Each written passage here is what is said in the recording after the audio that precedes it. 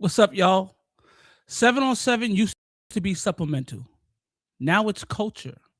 It's rankings, it's brands, it's exposure circuits. It's kids flying state to state before they've played a varsity down. And we have to ask the uncomfortable question tonight. Is 7-on-7 culture helping high school football? Or is it quietly changing what high school football actually is? Because here's what I'm seeing: quarterbacks throwing 60 times in March, receivers building followings before building blocking habits, players chasing offers instead of mastering fundamentals. Now, don't get it twisted. Skill development matters, exposure matters, competition matters. But when 7-on-7 becomes the identity, does Friday night and Saturday afternoon football lose something? Are we building better athletes? Are we just better off-season performers? Tonight, we're not ducking it. Does 7-on-7 culture hurt or help high school football? Let's get into it. After the snap, where the city talks back, talk the game off the field with Ed, Tuck and Mac. First we break it down, then we'll build it back. From uptown to the bridge, we dissecting the gaps. From the whistle to the chats, we don't fumble the facts. If it's happening in the 5, then it's after the snap. Go!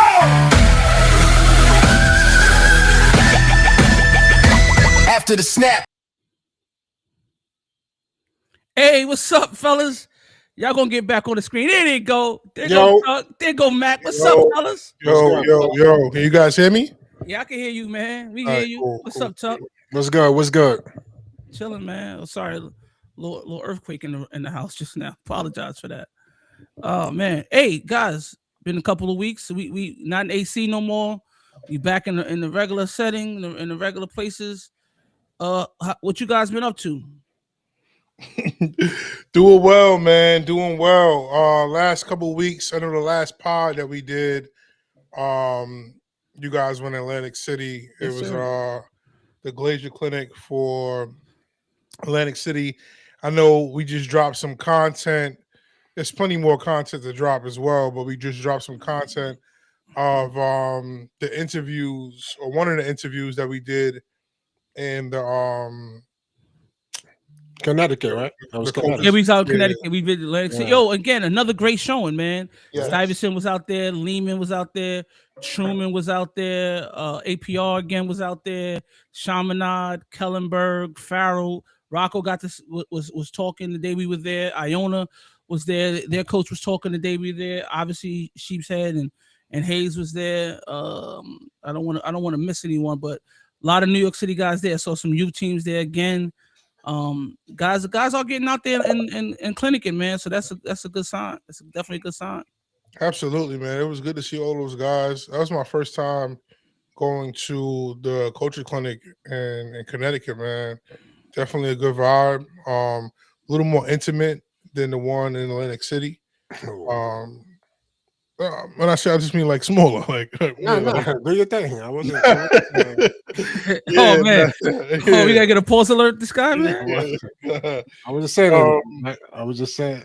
No, it was definitely a good vibe, man. It was definitely a good vibe. Yo, real quick, shout out to Vic in the comments, man. Victor, what's up, baby? Oh, Vic, what We up, see you. man? See the comments, That man. boy out there balling. Heard he had a great 7-on-7 this past weekend, man. Oh man. Speaking of that, Vic, what up, man? What up? I just seen that. LJ in here too. Yes, sir. Yeah, that is a Coogee sweater. that is definitely a Yo, Coogee. man, they say I'm stuck in the 90s, baby. I'm a 90s baby. You know what I'm saying? I was outside back then. You know what I'm saying? So speaking of 7-on-7, man, I try to still keep in tune with what's going on. As far as especially the teams that that's kind of here local. Mm-hmm. And some good things happen. I know we're gonna touch on these different topics, but yo, salute to Hustle and DEFCON going to Texas. Yeah, it's out in Houston, right? Out in Houston, man. They went to Yeah. visit Prairie View. Yep, saw that. It was another school that I'm missing, but I think that's definitely great for the kids, man. It's great for the kids. They played out there, right? They played in the. I want to say they played in the battle. They played in the battle thing. and then Prep Red Zone. I know we have um our guy from Prep Red Zone comes on here. Prep Red Zone had a tournament this weekend as well. In Virginia, Maryland area, DMV area. Yeah, I think it was Virginia. I think it was Virginia. Yeah. How'd And that go? a lot of New York City teams went out there. I want to say Glory Boys was out Mm-hmm. there. PLE was out there. I mean, Mac, let the people know who runs those programs. So Glory Boys is ran by Coach Morley and Coach Rock. Mm-hmm.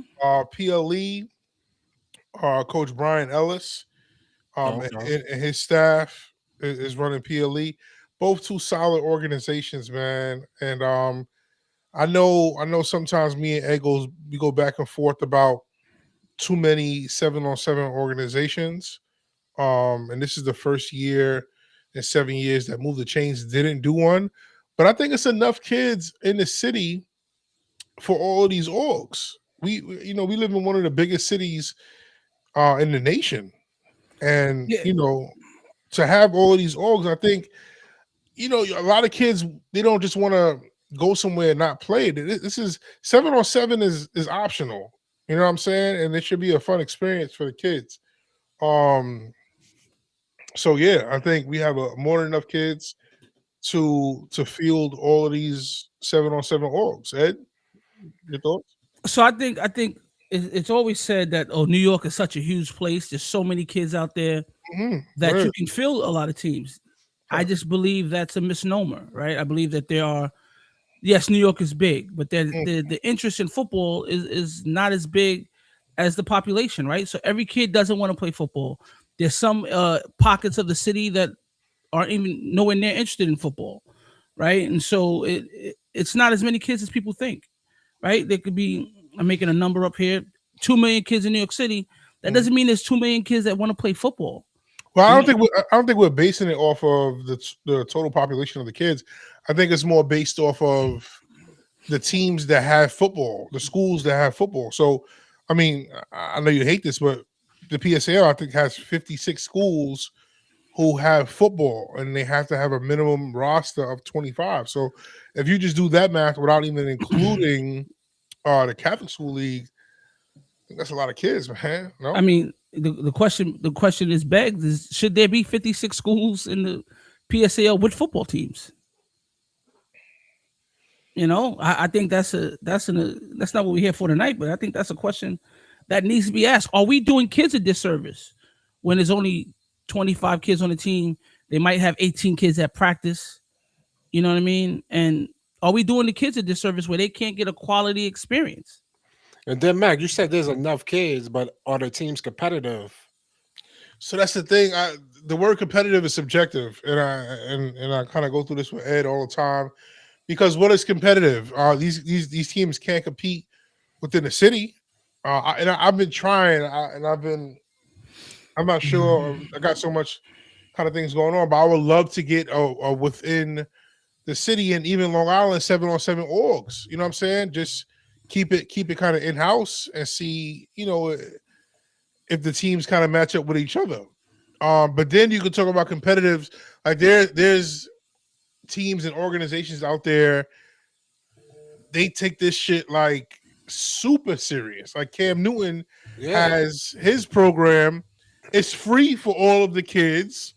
And he said in one of his videos, every weekend when they travel, he's spending around 37. Chuck just got cut out, but he'll be back. All right, there we go. He's spending between $37,000 and $40,000. I mean, he got it. So he got it. Let's exclude Cam. Thank you. PLE played, and this may be another kind of similar situation. PLE played level 82 this past weekend. Level 82 is ran by Torrey Smith, who was a receiver in the NFL for 10 years. For a minute, he played on the Eagles. And he played on the Panthers. But he has another solid organization where they really dial into the 7-on-7 culture. And aside from, I shouldn't have used Torrey Smith, but There's programs like Midwest Boom. Yeah, I know. Torrey Smith, yeah, but he has a team. The Ravens. Sorry. Yes. Thank you, Terrell. Thank you. But yeah, there's NFL guys who have programs, is what I'm trying to say, and they're really dialing into their programs. So when you talk about competitive level, Tuck, Cam got 9 Division I kids on his team. Does that Division mean? One. Is that Division I. Why? Because of his 7-on-7. Because he recruited really good high school kids. Well, you're asking why the kids Division I? Yeah, I'm just saying. Like, are we attributing that to 7-on-7 or? You wouldn't? We go. No, but we're gonna get in that. We getting that later. Really? Yeah, I wouldn't. I wouldn't. No. The kid's 6'4" and runs a 4.5 and got an offer from Ohio State, Clemson, and Florida State. And you think because he played on a 7-on-7 team that happened, or because he's 6'4"? No, I'm not. No, I'm not. No, he wasn't saying that. He was I'm saying. not saying that. I'm just trying to clarify. He was saying he got Division I athletes on his team. Yeah, that's all he's saying. Yeah, and I'm saying is so. What I'm saying wasn't saying that they it's from 7-on-7. That's their status. Yeah, in the competitive level. So when you bring a team like that and you're talking about being competitive, of course they're gonna be elite.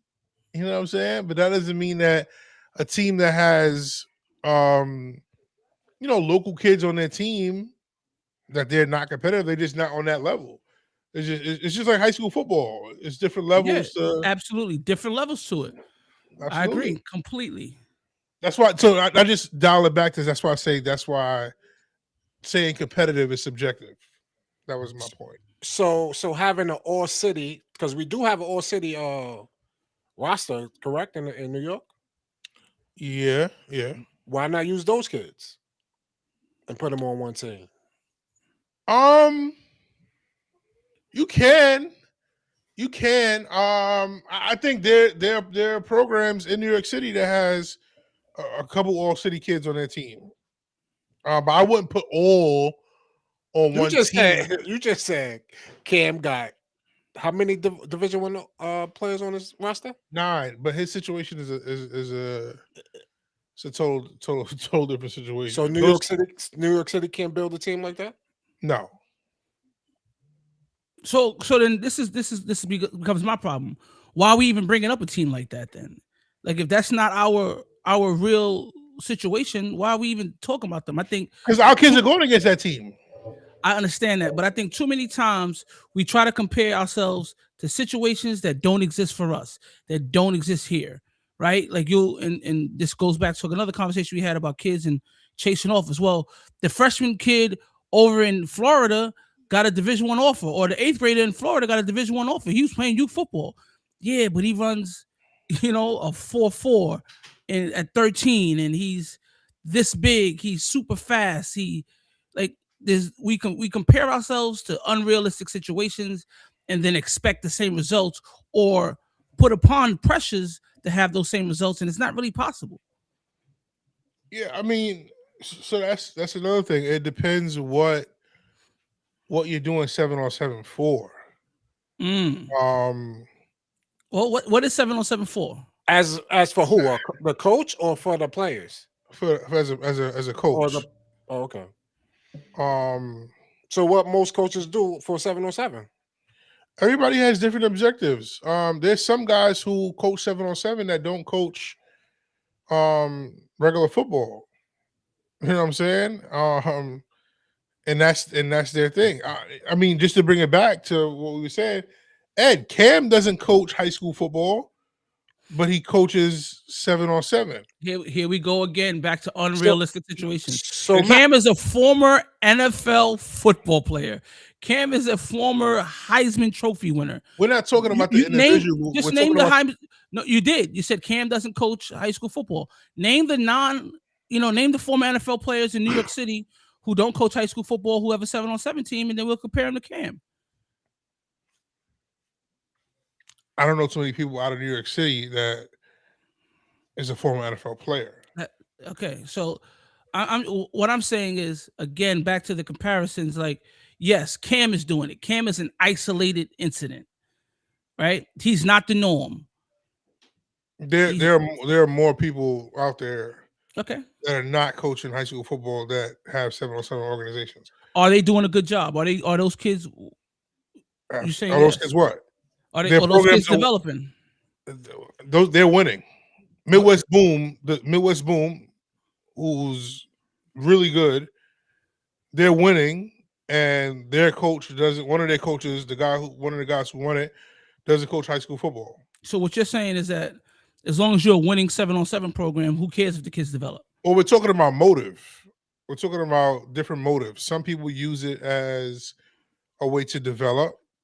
Some people use it as its own entity to compete. So 7-on-7 is, I don't think, yeah, in theory, it should be a way to be better at regular football. But some of the 7-on-7 philosophies, it doesn't really align with regular football. They try to emulate it.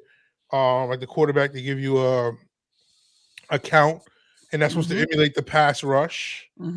Some tournaments allow you to run the ball, which they try to, you know what I'm saying? They try to emulate regular football. But it's its own thing. It's turned into its own thing. But should it be? That's my question. Like, should it be its own thing? Should 7-on-7 remain a tool for developing the high school football player and athlete to cover the pass and passing downs during a football game? Or should it be its own separate entity? There's no 7-on-7 college teams. No, I believe 7-on-7 is more recreational. Okay. So yeah, there's no 7-on-7 college. Chuck, do you think 7-on-7 should be solely used for development of real football? No, 7-on-7 is different from 7-on-7. I mean, from tackle football, Right. But it does. I feel it does help kids in their skill level. It develops catching, develops route running, coverage, even for quarterbacks. Schemes. Yeah, timing. It helps. Timing. It helps because what you do in practice, you run air. You run on air when you damn near doing offense and defense. Routes on air. Yeah, it's a thing. Yeah. Routes on air is a thing. I'm What's the difference? I'm just not spending $750 on a weekend to go run routes on there. That's you. Yeah, that's you. That's you, bro. Nah, that's it. You spending your money on Coochie sweaters, man. So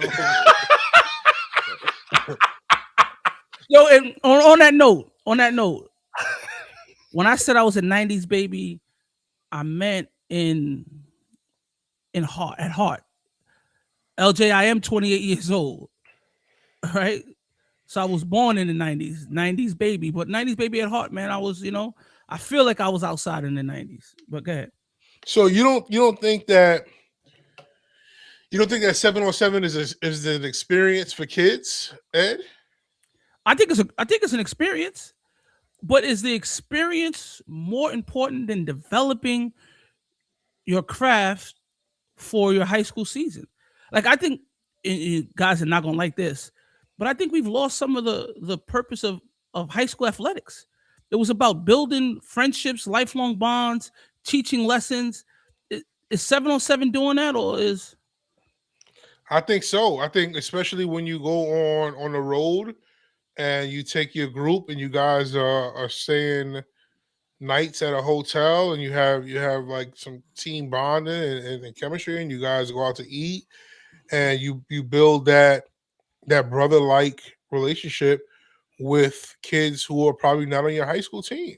And you get to see what's out there up front, because you don't get to see 5 stars like that in New York City. I'm so glad you asked that, Ed. Brings me back, man. I was doing a 7-on-7 for 5-6 years. And we had kids from different high schools. That was in my program. We had a tragic loss. Yo, to see those kids rally, man, and kind of come back together because of the times that was spent on these trips, and they're posting videos of them on the trips. It kind of it was bugged out, and it just it showed that little time spent with just other kids, it could build a whole different dynamic, man. So I think there is some opportunity for bonding. It's not the same as being on your high school team with guys you are lifelong friends with. Skits, I see what you said, man. Skits called it similar to AAU basketball, the new 7-on-7 circuit. And yeah, I know you guys, Tucker may watch a little bit of basketball since that school he got on his head used to be good at basketball, from what I know. It's AAU basketball has almost destroyed the culture of basketball here in America. Some may say. A lot may say. Some may say otherwise. Is that where we're headed? Is that where 7-on-7 teams going to be grounds for transferring kids? Right, like we talked about the transfer portal. Is that happening in 7? Like, what is the good that's coming out of 7-on-7? And guys, I'm not a 7-on-7 hater. Before all the comments start coming in the DMs and the text messages, I'm not hating on 7-on-7, right? But what I'm saying is, I want to look at both sides and be balanced. We got the guest. He just popped in. He just popped in the screen. And we're gonna bring him on in a second. But hey, you don't need 7-on-7 to speak to a kid for them to transfer. Chuck, I don't know what you're talking about. I don't talk to kids to get them to transfer. I'm saying, you just said something about 7-on-7. Is it a recruitment, helping them get in the portal? Like, you don't need that to speak to a kid. Ed, some may say kids are getting offered through 7-on-7. To that, you say what? Name a kid. I sent you a video a couple days ago. You can't bring. You let me finish. You can't bring. You can't bring. Let me finish. You can't. Hold on. I will. You can't bring pre-production conversations into the actual show. I absolutely can. I sent you a video. Okay. A couple days ago, of Team Prolific, who is based in Jersey. Okay. And the director of that organization made it clear and said that his kid got offered from Princeton University from a 7-on-7 practice. To that you say what? To that I say, not to name drop, I know the recruiting coordinator over at Princeton. It's an Ivy League school. I'd be hard pressed to believe that Ivy League school offered a kid simply off of his 7-on-7 practice film. That might have solidified the offer, but he was on their board. He was considering them. They had his transcript. They were thinking about him. They liked him already. And then they might have saw the 7-on-7 practice and said, you know what, that did it. Right? So that's a benefit of 7-on-7, though. It's a benefit of circumstance. Again, somebody just commented and said he's personally seen more college scouts at 7-on-7 tournaments than high school games. To that, you say what, Ed? I'm gonna push back again. Right now, it's the dead period. College scouts cannot be at 7-on-7. They can't see high school athletes off of their campus. So if they're doing that, it's illegal, right? So I'm gonna push back. I know colleges go there. Kids go to college visits while they're on 7-on-7s. Even the NCAA started regulating against that because people were selling the 7-on-7s as exposure and recruiting. So they stopped allowing you to just take pictures at any time you stepped on a college campus. Now you can only step on a college campus and take pictures during official visits, right? So before, we used to see tons of kids taking pictures, right? They go with their 7-on-7 team, go to a college visit, which is great exposure. Some kids have never seen a college campus before. That's great, but that's not being recruited, right? And I think some of that, we have to be clear about what that really is and what that really looks like. It's a great experience for kids. It gives them an idea of what they might like in a college. You know, they may even meet a college coach since they're on their campus, right? At the time. but it's not the same as actually being fully recruited by a coach. Coach might see you and be like, "Yo, let me put this kid is huge. Put this kid on the board." But I think that's the most you're gonna get. It's a little bit of exposure. And the question is that real? Is that exposure real? Yes, exposure real. I want to get to some of these comments, but I also don't want to keep our guests in the background too long. This guy is a high school coach as well as the director of a 7-on-7 program. I believe he just partnered with another 7-on-7 program out in Texas. He's trying to do some big things. He did win the MTC 7-on-7 tournament last year. That was held out in Brooklyn. Let's bring on Coach E from Kingdom Way. What's up, Coach? All right, Dre, you need me to do that all over again? Yeah, Dre's a little Dre's a little busy. Dre's a little busy. We'll wait for yeah. Dre. Yeah. So why are we doing? Yeah. So somebody in the comments said, "Oh wow, all right, Ed. What? You should do it. You should do it again." Oh, do it again. All right. In the immortal words of Nori, rewind that back, right? Up as our guest, Coach Chris Easter from Kingdom Way. He also coaches a high school. He's been doing it. Chris, we got to get you a ring light or something, man. Get you, and you ain't that dark skin, man. We got to get you a little brighter. What's going on? Welcome. We appreciate you stepping on the podcast. What's good? I got some tough questions in the tuck for you, man. I got some tough answers to give you. All right, there we go. So, Chris, first of all, tell us, how'd you get into the 7-on-7 space? What made you decide to start the Kingdom Way team? To be honest, at first I really didn't want to get into it. Fresh out of college, still doing my thing, still training a lot of receivers and things like that. And when I'm from upstate, it was just like, you know what? These kids need experience. They need to go against kids that are better than them. So they need the experience. And one of my boys sat me down. He's like, "Yo, bro, we need to get into the 7-on-7 circuit." I'm like, "I don't really want to do it." I said, "But let me think about it. Give me like a week." 24 hours later, I was like, "Yo, we in." I'm like, "Let me know what we got to do." And we ran with it. First year was shaky, lost a lot of games. Second year, you start to build up and you start retaining the kids from last year. You start to train them in the offseason, start to get them better, and you work on their craft. And third year, last year, we started to win more. This year, it's a whole different year. We went to Tennessee on our first tournament, and we went to the championship. And I heard you guys talking about exposure. Me personally, I think it's a little bit of both exposure and experience because they're exposed to different type of talent. So they're exposed to those kids that have the offer that's getting seen every day. Well, not even every day, every week, Friday night, colleges going to those big schools in the South versus up here in New York, we don't really get that. So the experience versus those players, those top players in the South, they get better. They come back home. They work they work on what they need to work on, and they get better. They go to the camps in the off season, and then they shine. If they shine, they get the offer. They don't. They don't. So go ahead, talk. No, I'm just saying the way he just said. That's a little motivation for him to work harder. So yeah, my question was going to be: so if you dominate a 7-on-7 in March, but disappear during the fall in your season, what has that 7-on-7 done for you? In reality, nothing. But the only way you fall lost is if you don't work in between that time. But that's a what if, right? Exactly. What if? Like, you gotta think about it. Like, right now, I ain't gonna say his name. I got a kid that's probably gonna be the top wide receiver at his school in the next 2 years of his life because he's only 15 years old. But he works so hard. I know what's gonna come out of it because he only plays against certain type of talent.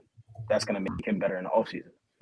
And when he go back to football, he know what to do because he's not playing against a 6'1", 6'2" corner every week. So him getting open is gonna benefit his film, and it's gonna benefit college coaches when they see him. All right, put him on the board. Let's see what he is in person. The what if? Me personally, I don't live with a what if. It's either you do or you don't. Yeah, okay. I can agree with that. Yeah, I mean, I hear you. I think you've been in the training space. right? So when did 7-on-7 stop being about training and about winning games and winning tournaments? As I think, as we see it as coaches and taking back from it, I think the culture itself, that's the way it's seen nowadays, because we have this social media platform that's either going to make or break you as a coach and as a player. I think what's I think a lot of bad is seen more than a lot of good, because we don't see what's behind the scenes. We don't see what coaches are talking about to these players. We don't see the practice production. We don't see the kids messing up. We only see the kids talking when they score or yelling and things like that. Me personally, looking at 7-on-7, a lot of kids don't act like that in the fall. Like, you're not screaming, spiking the ball. You scoring, giving the ball back to the ref and going back to the sideline. So I think the way the culture is seen, it's a little bad. I think that's the problem. All right. Now, you coach high school. Do you want all your high school kids on your 7-on-7 team, or do you care where they play at? Do you mind if another coach is teaching them this hop skip off the line, right? When they're running a goal, and you're teaching, something different as your release. How do you feel about that? If we're talking about just receivers wise, me personally, yes. But also, you got to understand something. I say this to a lot of my kids that I coach. You have to go get somebody else's different type of coaching, because that's when you realize either they have good coaching or bad coaching. Not all good coaching is good coaching. Because what's going to happen when you step into college? You don't have me no more. You don't have me to correct certain things or teach you certain ways to run the routes. You got a different person at that level now. So you have to be open-minded to different coaching. I don't care where you go, as long as you get playing time and as long as you become better. That's my thing. I'm not biased to those kids that, because I'm at stepping that, I gotta have this stepping that receiver, he can't go over here.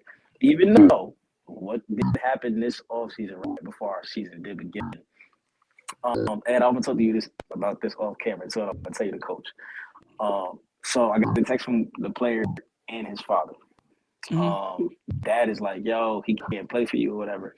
And I'm like, okay. I'm confused. I'm thrown off because dad and son was locked in, right? So the coach found out who I was, and he found out where I coached at. And he sent a blatant text message to all his skill players saying, you can't play for this coach because he coaches here.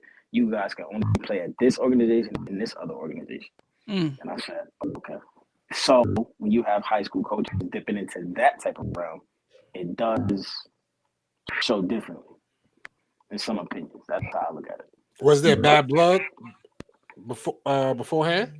Between me and the coach? No. I don't even. I never said a word to him.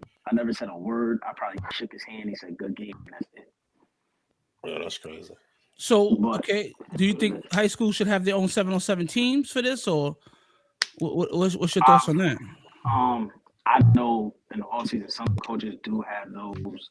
This is what you can't go in a 7-on-7 tournament as your high school. You have to go in as like a mascot name or something like that. That's what I do know. I know for a fact last year we went to PA and we played St. Joe's High School. Those skilled players out there from Philly. Marvin Harrison's little brother was on the team and things like that. So like they went as their mascot name and they all had their schools on. So I think you just can't go in as your high school. Gotcha. So the question Mac brought up before: do kids get offers? Have you had a kid get an offer? Have you seen kids get offers from? Or seen somebody get an offer. Mac didn't like my question. Nah, Mac is like that. Me personally, I don't have a guy getting an offer off 7-on-7 itself. Have I seen somebody dominate an entire tournament and put that film together and send it off to a coach and get it off? Yes, because they're a skilled player and the kid does exactly what he did in 7-on-7 on the field as well in the fall. So there was no switch. There was no off switch with that. It's just the fact that he running lighter. He don't got no helmet and no pads on. But Ed thinks that a receiver playing 7-on-7 can't do the same thing. It's a receiver. Like, he can't do the same thing in pads. I don't understand. Like, all right, so I'll say this. I'll tell you a kid. But Mac, he said if he do good in 7-on-7, and during the fall. So that's Ed problem. No, Ed's saying that. Yo, Ed is here. Ed can say what he's saying. Yeah, I know. Ed is saying that you could be good. You could be a nice receiver, really 707. nice receiver in 707, Yeah. and not be a really nice receiver in pass. I don't understand how does he You like. hold on. You never seen a kid drop the ball because he heard the footsteps coming? So you, Okay, so it's a different game. because But Ed, the kid don't wanna get there's tackled? footsteps in 707 too. But they're not allowed to hit you. They're not allowed to hit you. They But can break Ed, up the pass. yes.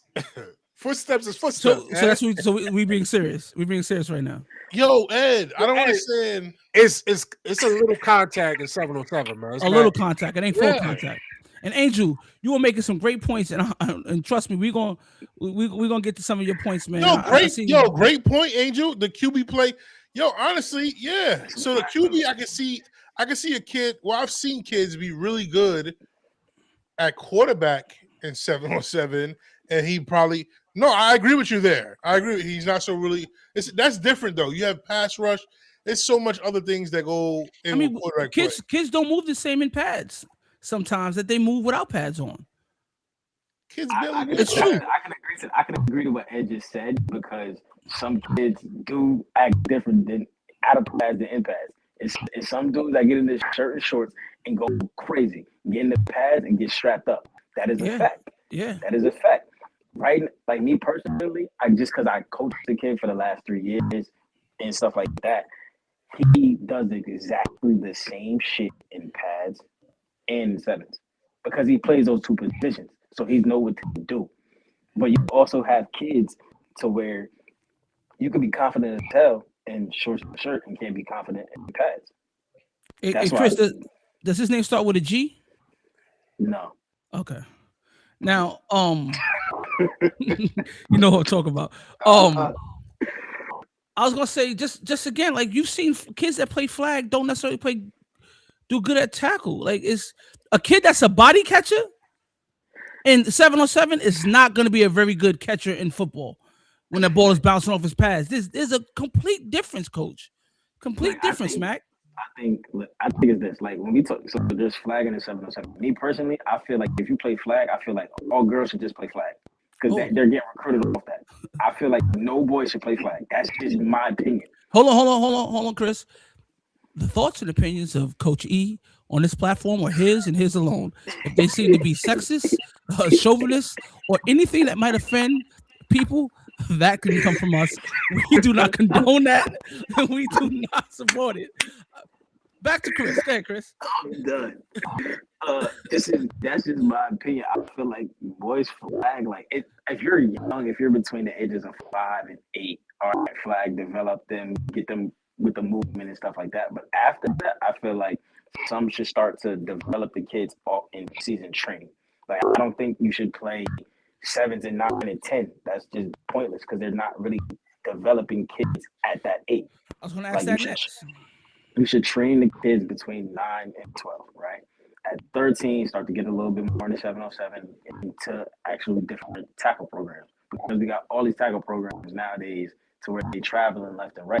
It's either going to be good or it's going to be bad. That's just how I look at it. Like if you're in high school, like Matt, me and him played against each other, and we also went to West V, right? You think of West Virginia, all right, you got a bunch of white boys, country dudes, big toe. Nah. Give me a second. It's real ballers over Give me one more second. Got to do this again.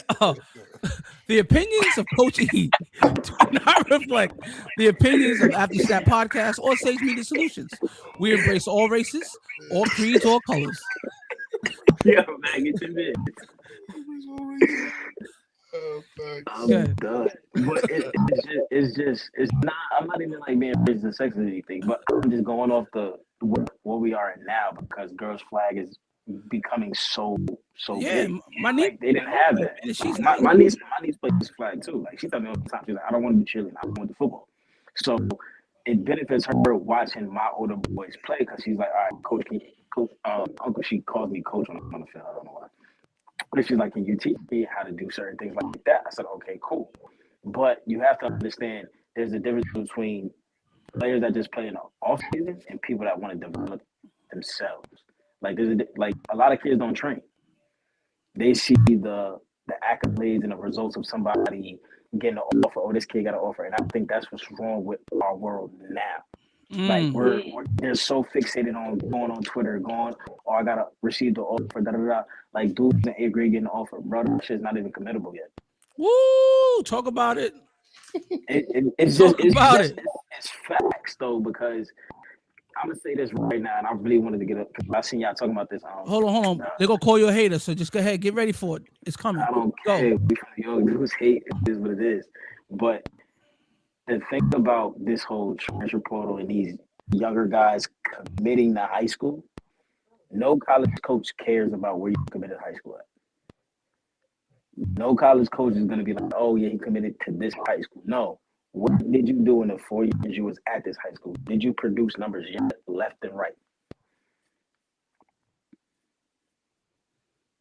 Yeah. Your 10th grader is in the same offer. Oh, from the 8th grade. Oh, okay, I see what you're saying. Yeah, I know what you're talking about. Yeah, it's Somebody said, why not just do 7-on-7 in pads? because it wouldn't look cool. And since it don't look cool, Ed, hold on, time out. You know, high schools have a 7-on-7 period in practice. Yeah, 10 minutes. Oh, 15 minutes? 10, 15 minutes? Yeah, 10, 15 minutes. Not a whole weekend, right? Just asking. I'm just asking.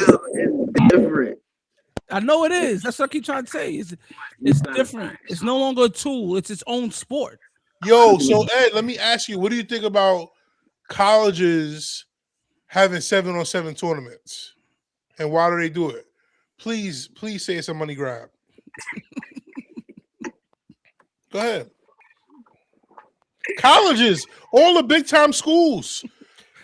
Go ahead. All right, here I go.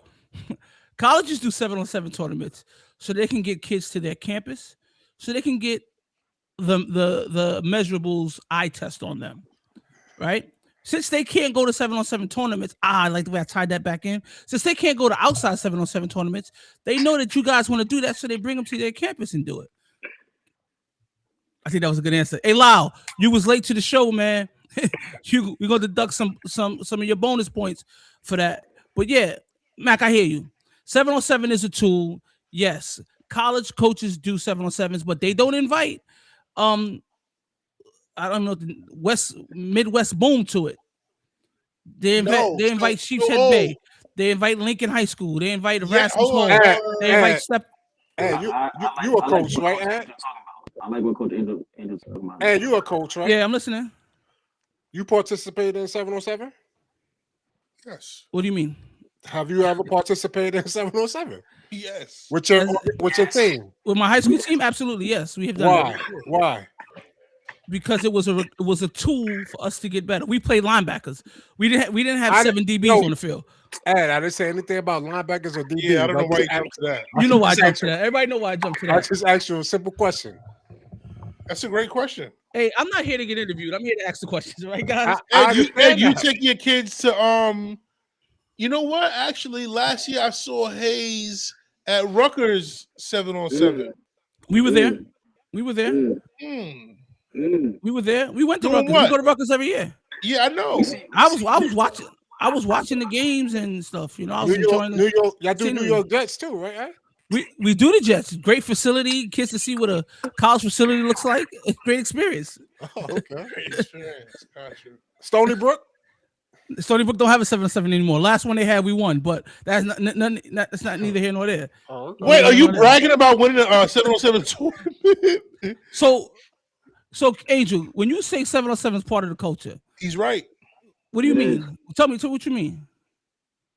He's right. 7-on-7, and I think 7-on-7 is its own culture. I think it's its own thing. Like, I know, Ed, you want to use it as this super tool in the off season to have your quarterback and the receiver nail the comeback on time. And there you go. Yeah, bro, but yeah, that's what I'm talking about. That's not always the thing. Hey, Rel, that's a great question. Do colleges invite players to evaluation camps that they have no interest in recruiting? That's a great question. That can happen. That can happen. If you think about it, if you perform, let's say you go to the college camp, right? Let's say you go to the for instance, we was at the Rugged shit last year, right? Cool. If the receiver coach is looking at a whole game, a kid that's balling out that wasn't on his radar, all he has to do is get his information. Now you talk to the parent, you invite him to the camp, so you can see what he do in the testing form. So let me be clear about something. And I didn't want to bring this up before, but since we opening the door, you know why you go to those college 7-on-7s? If you have a kid on your team that they might want to recruit, right? I'm a school everybody for a quick second, and this is just us being transparent. College coaches, close your ears. Y'all don't want to hear me say this, but they put certain schools on certain fields so that they could watch certain kids. Yeah. Right. So if you want to field and there's only one of the college coaches there, you know what's happening, right? I think you're talking about the big schools, though, Ed. Okay, that's the only ones we Let's go talk to. I'm sorry. Let's go to Monmouth. I've never been to Monmouth 7-on-7, but when we go to certain 7-on-7s, and not naming any schools, right? You've never been to a small school 7-on-7? No. You never did Wagner's in the backyard? No. We've been to Stony Brook. I mean, I guess Stony Brook is a small school. Hey, I'll give you that. My son played at Stony Brook 7-on-7 as a sophomore, and it led to an offer later on down the line. The coach gained interest from him watching him play at the 7-on-7 at Stony Brook. But hold on, Tuck. You hear what this dude just said? What? He just said, no, Ed, hold on, stop. Tuck, I said it led to. Tuck. I mean, Ed, I'm talking to Tuck. Tuck, he just said his son went to a Stony Brook 7-on-7. Yes, I said that. Got offered. No, I didn't say that. I didn't say that part. I'm talking to Tuck. Okay, but say what I said properly. You said he got offered because of what he did at the 7-on-7. No. What'd you say? I said he gained interest.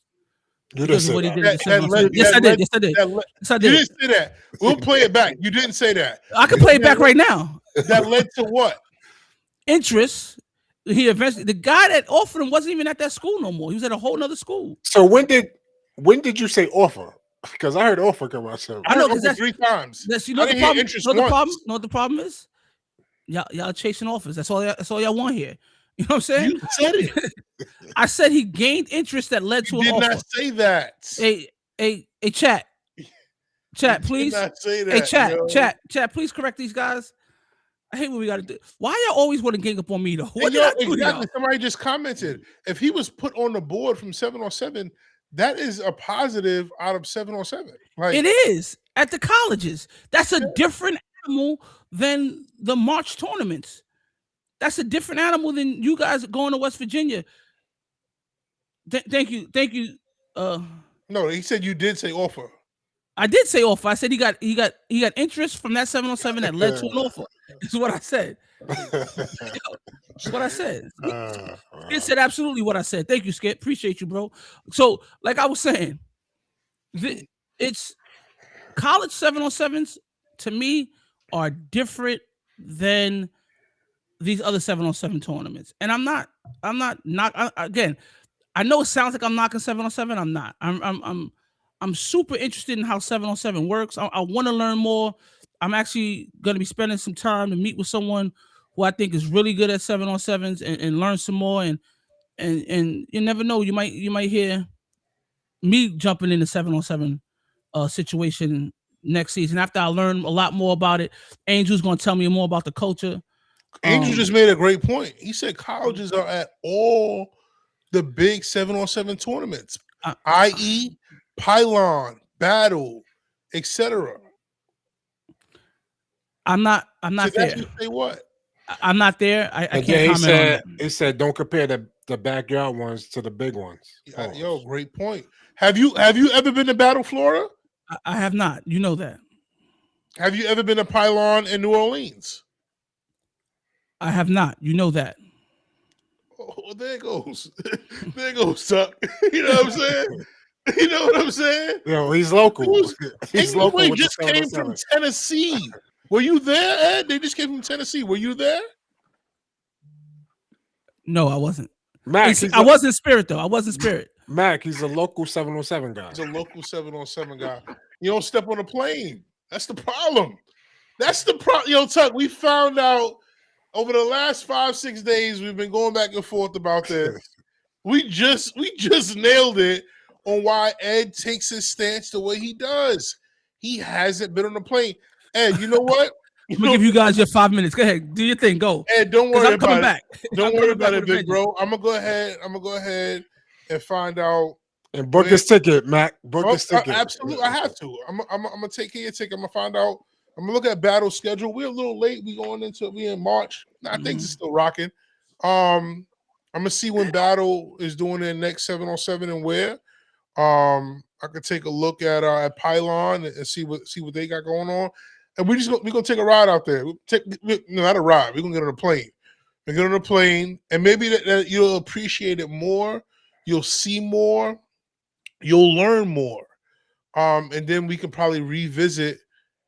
Absolutely, New York Hustle's been active since the late 2000s. Okay, 2019.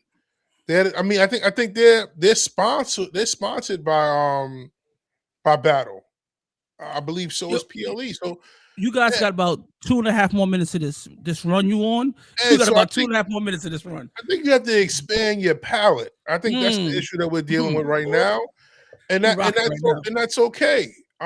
Pretty much you admitted to us that all you've seen was a little bit of New York and some Jersey 7-on-7, and you dibble and dabble in Connecticut a little bit.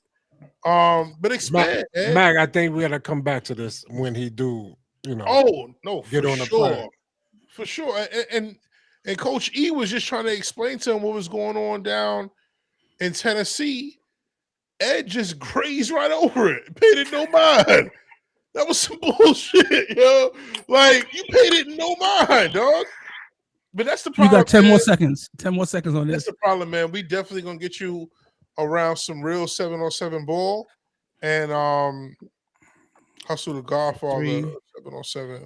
2, self-made. 1. Wow. Hey, ladies and gentlemen, let's clap it up for Mac and Tuck. They clap it up for them. They think they won a segment finally. Man, I wasn't trying to win a segment. No worries. We in our third month of the show. You guys, that felt good, right? That felt good. But once again, you guys are just wrong. Go ahead, Chris. Go ahead. I got a question for you.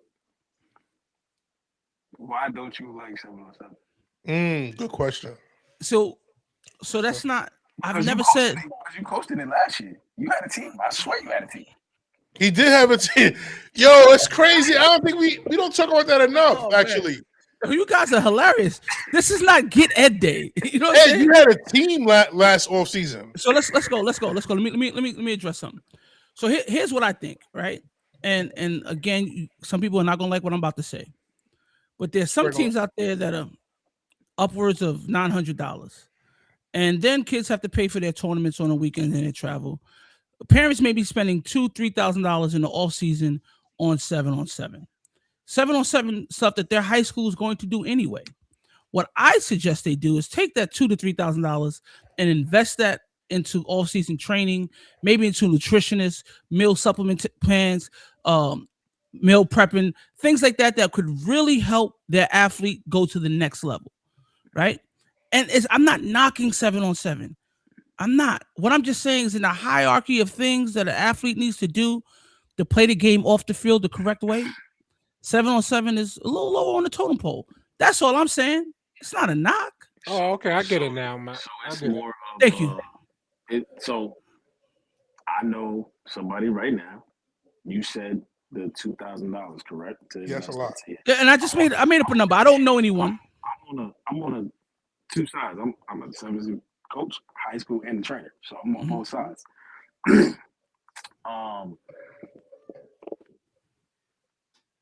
Baseball costs $5,000 to travel. Yes, that's why that's not our sport no more. Soccer too. And hockey is almost $4,000 or $5,000. That's not our sport either. It don't matter. You still talking about Shoot, a travel. AAU basketball, kids are paying $3,000-$4,000. So I agree with you. And if a kid is paying $3,000 or $4,000 to play AAU basketball, he should stop playing basketball. You should stop playing. Yeah, because the good kids don't pay. Yo, there's an AAU team there's an AAU team right here in Harlem. That's completely free. Their kids don't They travel anything. and Travel. Yeah, baby, it's they free? travel. Free. Well, you get Free sponsorship. $99. Yeah, how are they paying for travel? How are they traveling? The organization raises money so that their kids could travel. Listen, you guys know if back when Riverside and Gauchos was guys wasn't paying to play no AAU basketball. I bet you there's a couple kids not paying to play AAU 7-on-7 football. But we talk about that later. That's another time. Not paying? Yeah, not playing. Oh man, Skip, you're right. I'm sorry. I apologize. I didn't make that disclaimer there. Dudes out here that do is deaf kids out here that do play free for some programs. They have some programs have that type of money. Some programs don't. Absolutely. And Rel made a great point, right? It's very different. Your travel volleyball team, sometimes the AAU basketball team is more important for you to be on that circuit than it is for your high school team. I personally don't believe that it's more important to be on a 7-on-7 winter circuit than it is to play good tackle football in the fall. My personal opinion. I could be wrong. You guys have made good points. Angel's made some good points about that I could be wrong on, but I think I'm right. I don't think the two has to be compared. It happens. I mean, it's two separate. It happens at different times of the year. I don't think it's not one is prioritized over the other. Like people are not prioritizing 7-on-7 over their high school team. I don't think that's Really? who's doing that. So if your high school team has workouts on Friday, but your 7-on-7 team is going away to a tournament, what do you do?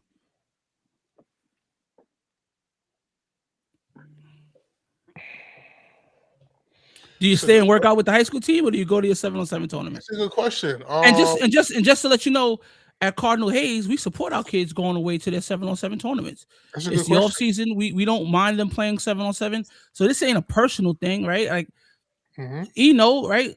I got kids playing on his team. I got kids playing on other teams. We don't stop kids from playing 7-on-7. It's not a personal thing. I'm just saying that has the culture of 7-on-7 replace the importance and value of the high school teams off season?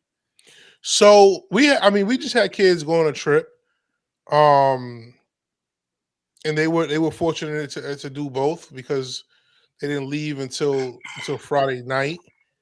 But if a kid asks, if he says that the bus is leaving at 2:00 on a Friday, and he can't come to weightlifting, you believe that's prioritizing 7-on-7 over one day of weightlifting, or prioritizing that day? That means he puts the 7-on-7 program over the high school team.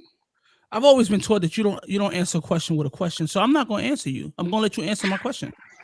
What was your question? Because I asked you a question. Yeah. I'm trying to get more clarity. Taking over the seriousness of being with your high school team is what basically Ed's saying. I think, me personally, being on both sides of the spectrum, it plays a different role because some coaches do put their all into their programs, and they want all their kids to be there on this specific weekend and stuff like that. And we all know, we all coach. You know that one player that's not there, now you got to adjust to the lineup and things like that because that one kid that's behind them hasn't got no serious reps. So I understand. Wait, you just want the 7-on-7 coach? So you saying that the 7-on-7 coach ain't developing all the kids? Oh, so what are we doing here? Not all coaches develop their kids. So you're saying that it could be kids on 7-on-7 teams not even getting developed? Yeah. All right, now Wait, Ed, stop, Ed, stop. Because because there's kids in tackle football that's not getting developed in high school. Talk about it. So what are you talking about? Talk about it. You gotta understand. All right, look, Ed. Since you said that not development, right? How many kids on a high school football team actually going to play all season long? It depends on the team. I mean, in the PSAL, they only got. It don't depend on the team. It does. In the PSAL, they got 25-man rosters. Everyone should play. All right, cool. But let's remove PSAL. Let's talk about our league. I can't tell you what everyone does. I don't have an answer for that. Yes, there are some kids who may not play as much. Play as much or play at all? I like the question. He said, are most of those kids competing in those big tournaments considered elite? Are they? I would say it depends on what tournament we're speaking of, because every tournament don't have those elite players. Like battle, you got the top ranked kids in the country playing against each other. And my question is, do you think a highly ranked high school athlete should be playing in 7-on-7?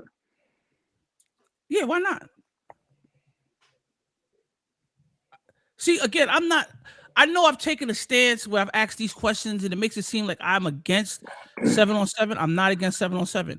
I would love to have seen Marvin Harrison versus, and I'm gonna forget this kid's name, man. That's crazy. A top DB in high school who can't play each other during the season go at each other in 7-on-7. I would have loved to have seen that. So yeah, top guys should go at each other. That's great. Steel sharpens steel, iron sharpens iron. I'm with that. But what I'm saying to you is the third string receiver from ABC High School who's paying $2,000 to be on your 7-on-7 team, does that help him, or is there other ways he could be using his time? And if he's succeeding there, does he just now come back to his high school with my high school coach is a hater and stuff like that? Like, does this help or hurt high school football is the question. Mac, your thoughts. Does 7-on-7 help or hurt high school football? And I'm talking about travel 7-on-7 teams. I don't think it does either. I don't think it helps or hurts. I think it's something to do in the off season. You can get better as an individual, but hurting a program in its entirety, I can't say, or helping a program in its entirety, and you're not traveling with your high school program. Most of these 7-on-7 organizations are as kids from different high schools playing in one team. So you're saying when you say it does neither, it's just like playing PlayStation then? Is that what you're saying? Like it? I guess, I mean, is PlayStation competitive? It can be. I think it is. Right, Tuck? You know what I'm saying? Like, we play PlayStation. PlayStation is competitive. 7-on-7 is competitive. I got Xbox. I mean, whatever. Yeah. But it's a competitive thing to do in the off season. I also do think it helps some of the kids stay in shape. The weight room is not gonna help them do that. The off season running program, the off season conditioning. Like I don't understand. Like listen, you can lift as much as you want in the weight room. If you don't perform on the field, what does the weight room do? Not knocking weight room. Not knocking weight room, because we've all been in that high school weight room where we wanted to get big, faster, and stronger. But if you're going crazy in the weight room, right? Let's see, because we see this, people start to post their lifting and stuff like that. Cool, I put them numbers. And how does that? If you can't put the same effort in you putting into that on that video on the field, what did the video do for you? Now I've seen more weight room demons be terrible in football than shorts and t-shirts guy be nice in 7-on-7 and terrible in football. Like I don't try to get the line.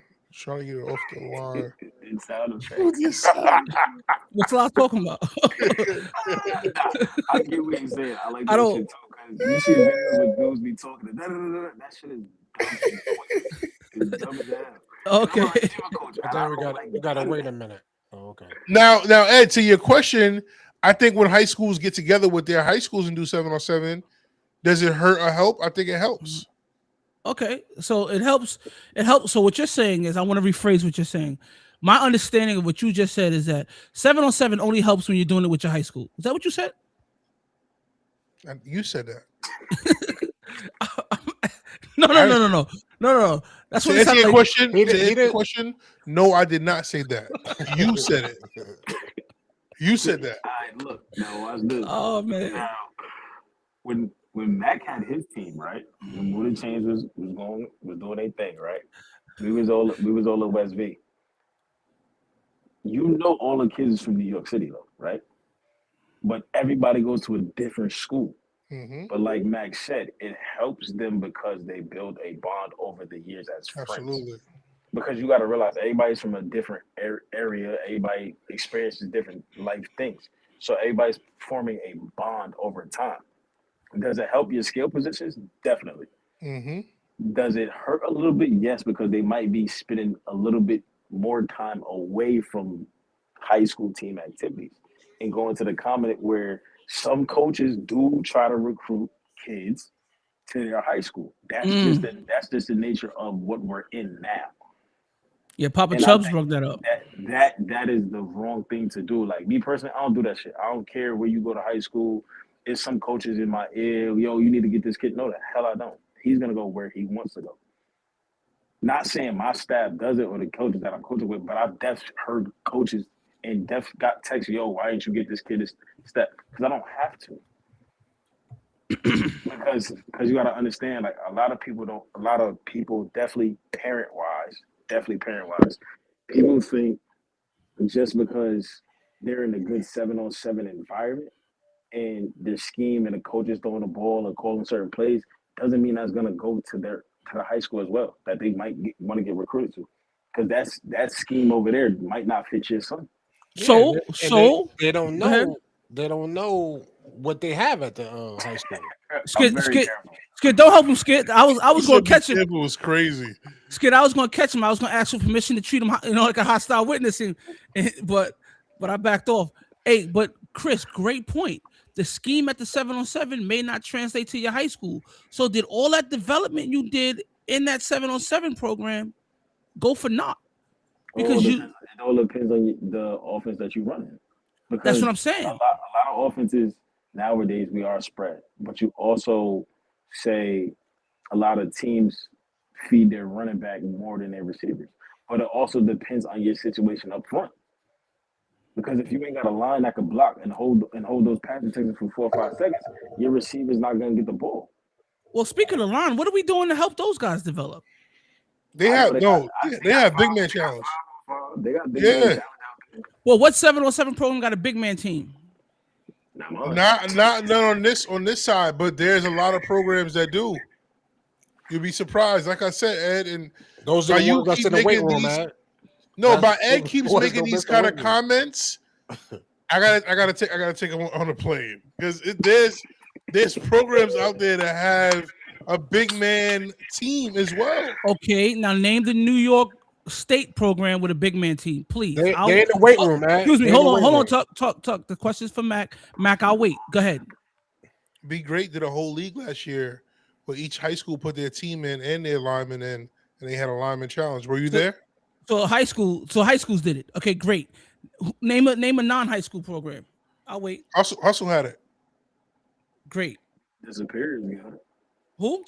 The Superiors. They're in Connecticut. They like right outside of New York. Okay, in Connecticut. We just named 2. To that you say what? Now name 7-on-7 teams. You want every 7-on-7 team to have a big man team? I don't want anything. I don't want anything. Crazy?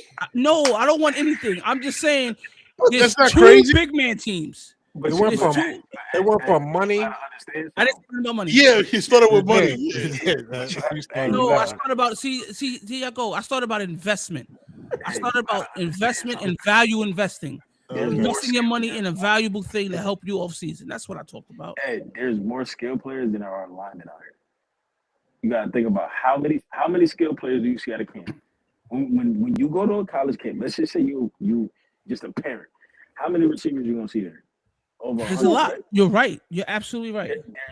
There's more receivers and DBs in a camp than there is linemen. You're absolutely right. What would make New York City or New York State football better? Developing our linemen or developing our skills? Go.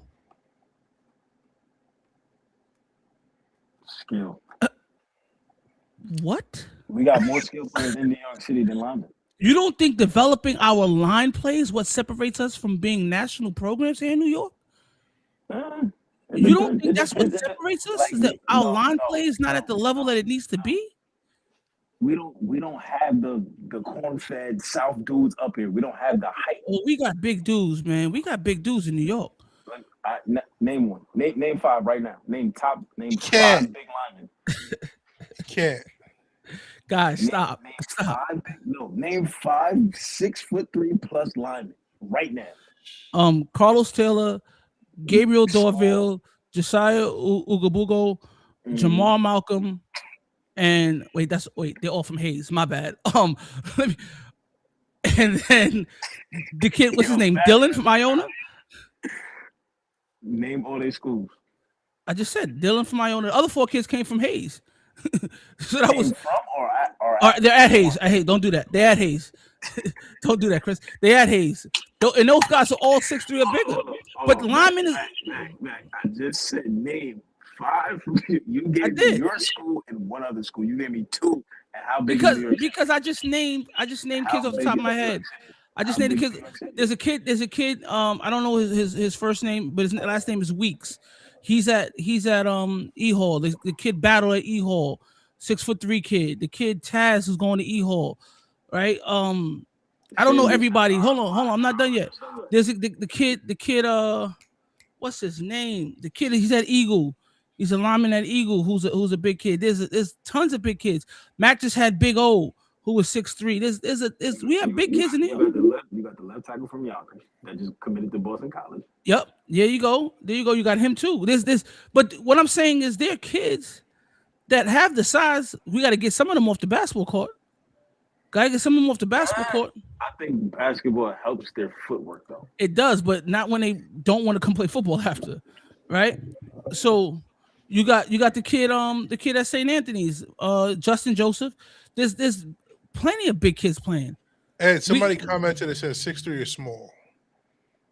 To that you say what? Who said that? No, I need to find the exact comment. I'd like to see it. What's who? Do you know who said that? That's me buying time to get my answer together. Skits cat. Skits. Yeah. 6'3" is short. If you are going to look to play Power 4 football? He's saying to be an offensive line. He's saying, yeah, big time football, yeah. Oh man, you can go play FCS football for free at 6'3". At what position? Guard. Center. Okay. I'll give you that. You could. Hey, hot take. You could go play college football at 5'11" for free if your grades are right. I thought the term was 6'4" get you in the door. That's a fact. But I could be wrong. Coach Rudley, thank you. 6'3" is a center. I just said that though. You did, but I mean, you just named a couple kids that were 6'3", but like he's saying that there's more. I said there's more skill. There's more skill players than there are linemen. Linemen, right? We could go. Everybody in this podcast right now could go and give off 10 receivers. Because we glorify those positions. That's the problem in New York. No. We gotta start glorifying the guys who get down and dirty in the trenches. Look at the aspect of football now as a whole. What do you see more often on Twitter, Instagram, Facebook? That's what's glorified. Who's getting paid? Who's getting paid in NFL? Quarterbacks. And who else? And left tackles. The guys that can block for the O-line for the quarterback and guys that get after the quarterback. Those are the guys getting paid. The blind side gets paid. Yo, the right tackle get paid too. The quarterback is left-handed. Name five. Oh my God! Here we go. Name. Hey, I didn't sign up for a quiz. I didn't sign up for a quiz, bro. You give out questions too. Yeah, but I didn't ask you to name 5 kids that got offers in 7-on-7. Like I don't. But we're not talking about 7-on-7. We're talking about tackle football now. The left side of that line gets paid more than the right side. Yes or no? The left side, yes. All right. How many skill players got over 50 million right now? I don't know, but let's go back. Jerry Thompson, great question there.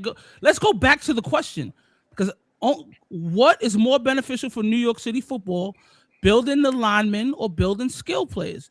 Chris, you said skill. Mac, we want to hear what you have to say. Okay, no problem. Mac, what's more important?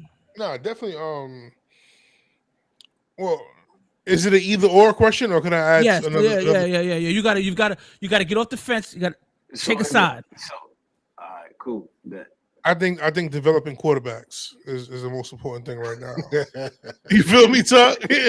You're not gonna box me in the corner. You know what I'm saying?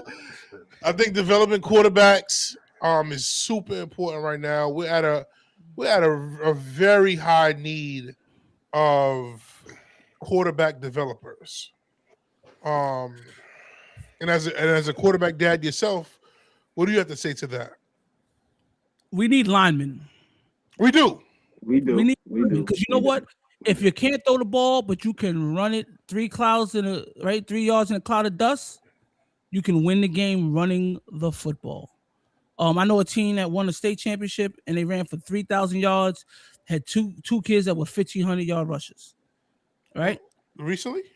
Yeah, 2023. I'm gonna be honest with you. Like me personally, like I'm just fucking around. But low key, not even low key, high key. Like first thing I do, as far as like when being at the school that I'm at, we ask dudes like, yo, what receivers we got coming in? Our first thing I say is, who's protecting our QB? Line play is what's needed. Without the trenches, it's not gonna go as you plan. That's most important though. If your trenches is messed up, your game plan is done.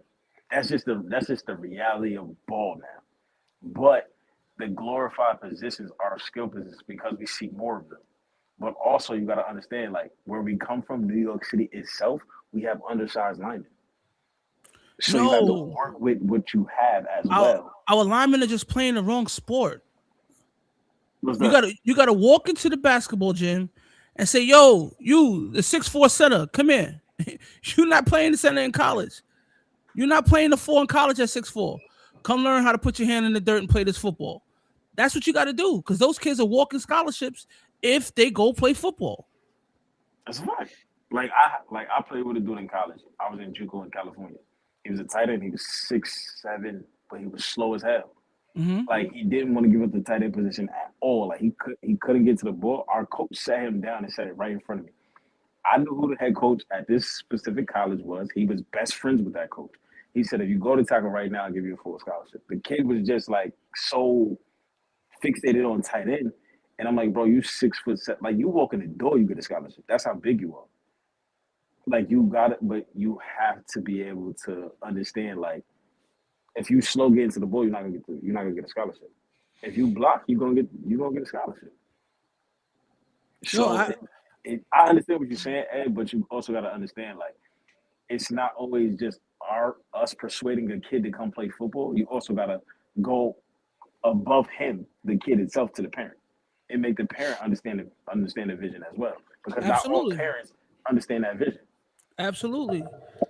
You know, if our coaches like Mac think that the skill play is more important, then is he even in the basketball? I never said that. I was trying to make a statement. I never said that. Will he even be at the basketball games going, yo, come on, man, let me talk to you. And you got to get him early, freshman year. And matter of fact, let me stop talking, man. You guys figure this out. You get him before high school. You gotta get him before high school. Yeah, I agree with you, but Tuck, I didn't get to ask you, and I apologize, Tuck.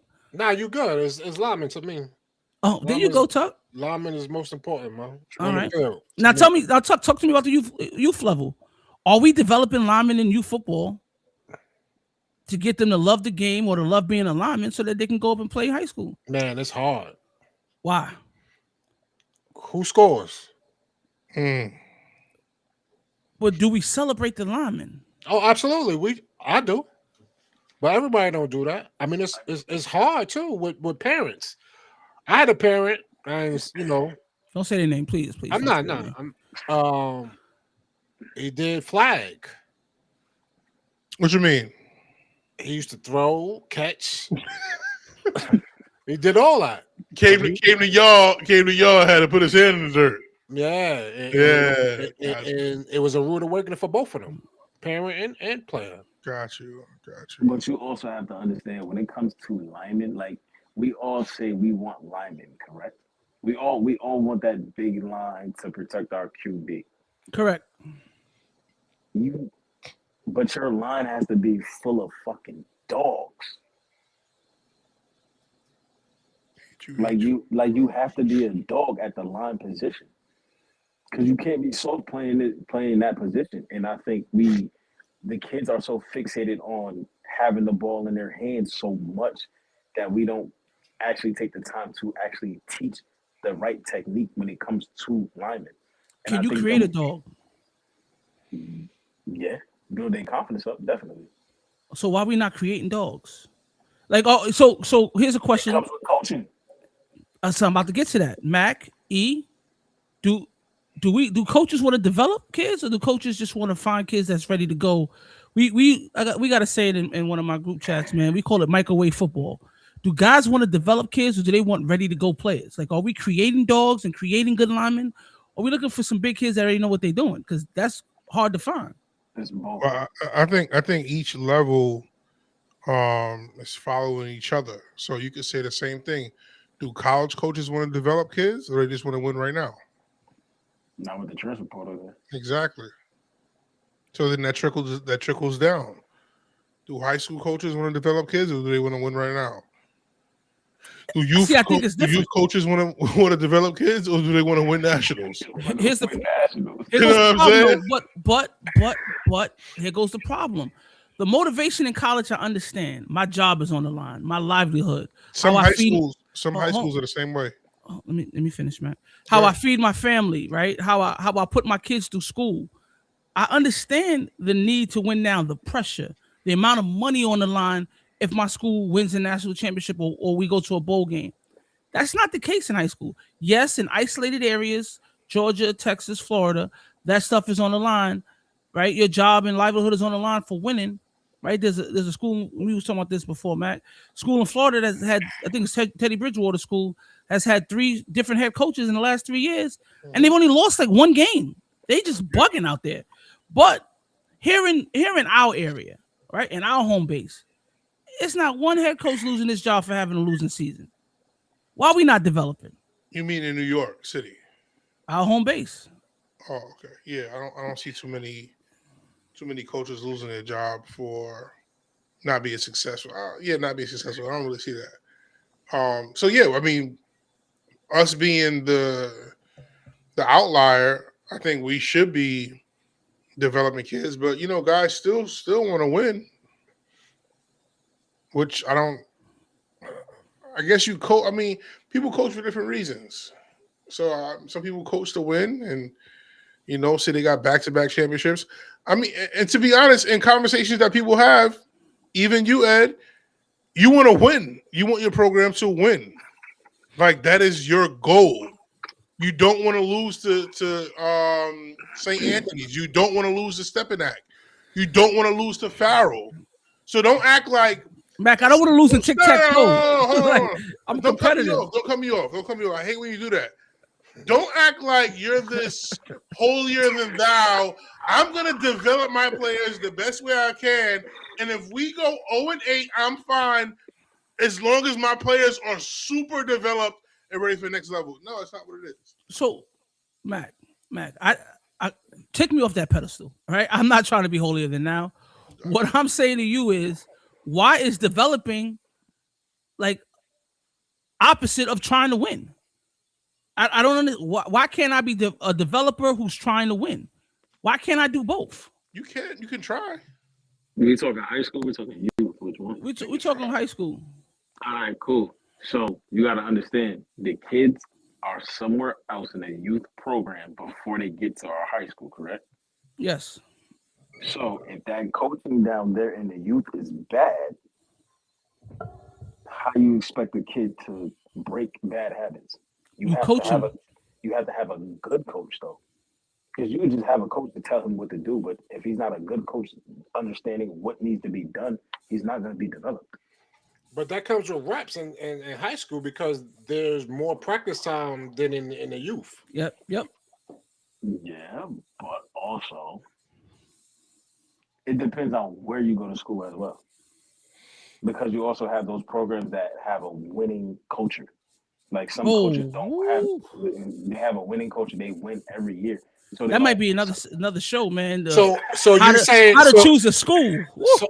so you're saying winning culture as of I'm not going to take too long in developing you, or Like if it's kid coming in from freshman playing varsity, or he's just playing freshman JV, then varsity. Because varsity is a winning mentality. yeah, absolutely. It's already seen. Like if some schools have a winning culture of straight, let's say he went to three straight state championships and won them all, right? Hmm. Now his thing is, all right. Once my seniors leave, my juniors is up next, but I also got to recruit somebody else to come plug in and play to win again. Like Mhm. for example, I'm not gonna say any names. I'm not gonna say any schools. We see what's going on out here. For example, in another state across the bridge, there's kids leaving one specific school to go to another. Whoa. Oh. Hey, as we expand to Jersey, we just want to tell you that we Facts. and after the snap have no problem with you guys doing whatever you do as long as it's by the rules. Now, what Coach E had to say, you take that out on Coach E. But as far as we're concerned, we have no problems with you guys doing whatever you want to do. And I don't know what schools he was talking about. I haven't seen that stuff. I'm not on New Jersey Gridiron on Instagram page. I don't know what you guys talking about. Back to the show. No, that's a great point. That was a great point. Oh, you know about this, Matt? Oh, you. Okay. Skit, man. Skit is on point. Skit, you need to come to more shows. Down south, middle school kids are lifting. They have middle school football. I personally think New York City public schools need to have middle school football. They need to take over I don't know why you made that face, Mac. They need to take over the 13U, 14U division in New York City. How could you say that and then turn around and complain about it being too many Pop Warner orgs? If there was a middle school team for every middle school in New York City, yo, bro, you know how many teams there'd be? So let me help you out, Mac. Here we go again with the over exaggeration. You can't have a middle school team for every middle school in New York City. You obviously have to group them together. So, and You didn't say that. Thanks for saying that right now. Hold on, Mac. I didn't get to explain my thought. You jumped in because you wanted to get at me so bad. Slow down, partner. We together on this, right? Listen to the thought. You should have just let him finish and kill I should let him finish. I think he was done. So Yeah. go ahead. Oh man, here we go. You're right, Pete. I'm gonna talk a little slower for them. Check it out. Back in the day, not when I was a kid growing up, but I heard about this back in the 80s. There used to be these things called districts, right? So there were school districts. So like in the Bronx, where I allegedly grew up and went to school, it was District 8, right? And you had 4 middle schools in that district. If every district had one middle school team, let's just say, right? In each borough, I think there's 12 districts in the Bronx. I don't know how many districts are in other places, right? Or 11 districts in the Bronx. You could have 11 middle school teams. Right? If you could get that many kids who want to play football. If you don't, you make it 5, right? You group districts together, right? By proximity. You do that, and now you have teachers coaching, right? Who holding practice after school. You're fundamentally having kids do certain things. Maybe there's a weight room component. There's these things. They do it in Westchester. They do it in Long Island, where middle school kids are playing football. Right? And feeding into the high school. We could do that here in New York if New York City government thought about kids and athletics a different way. I don't know why you're shaking your head. You just take them, and it would be free, of course, because that's what public high school football is, public middle school football would be free. Take that out of the youth program's hands and let New York City do it, man. Have a youth middle school league that serves as a feeder to certain high schools. By the same token, I would shut down certain high schools in New York's football programs and let them correspond with those districts and middle schools, so that you could build up better football and better athletics, and then we could start to funnel those kids to college. And yes, I know I should be running a high school league in New York. I'm not there yet. We'll get there with me, but that's a great idea. Hold on. Hey, Mac, why you shaking your head, Mac? So yeah, I'm gonna talk to Pete's comment. So I don't think it's a bad idea. So it's a few things that Ed is not accounted for. One, these middle schools don't have facilities to hold practices. No middle school. I don't know any middle school in New York City that has a football field at their school. That's one. Then he mentioned having these middle schools funnel their middle school students to a high school. There's 6 high schools in one district. So although I'm not against the middle school thought, there's so much to go behind it. Where are they practicing? Where are they playing? Like, you know what I'm saying? You're doing this. Hold on, I'll let you talk. I didn't interrupt you when you spoke. Let me speak. There's so many great ideas behind this district football for middle schools, but we don't have the facilities to support this idea. And if you don't, please stop. And then if you go around, that's why these youth football teams are searching for fields to play at week to week. It's tough. And these other states that he mentioned that has this philosophy in place, they have the facilities to run this. I live in Jersey. Piscataway middle schools, they have football fields at their middle schools. They're able to do that. It works for them because they have the proper facilities to do that. In New York City, unfortunately, it wasn't structured designed that way from the beginning. Yeah, it wasn't structured that way from the beginning. So that's why we fall into what we fall into right now. So Matt, it's really about land, though. It's about having the space available. That's true, but Matt, man, I just want you to open up your thoughts, right? Open up your brain waves to hear what I'm saying. If you do what I said, is right, we shut down some high school programs, right? And now I don't know why you did that, but if you shut down some of these smaller high school programs and make district high schools for football teams, right? Or you combine districts, the middle school can practice at the same location as the high school. That would also might free up some high school fields to allow the middle schools to practice there. Now, of course, this thought is not fully flushed out. The proposal isn't written, ready to go right now. And so, yeah, you can pick little holes at it right now. But if you give me, difficult takes a day, possible about a week. Give me a week. There's gaping holes in the Give me a week. Give me a week, Mac, and I'll come back with a full proposal on how to do middle school football. I've sat down with someone who had this similar idea. Okay. So this is my first time hearing it. It's about zoning the kids. Mm-hmm. Where are you going to put all these kids at collectively? Ed wants to shut down like high school. This is dumb. What? No. Here's the problem. And I hate to do this because it's going to sound like I'm attacking guys, and I don't mean to. But there's at least 3 high schools in the Bronx that only have a varsity level. They probably have 25 kids apiece. Yo, Drake, clip this up for me. Go ahead.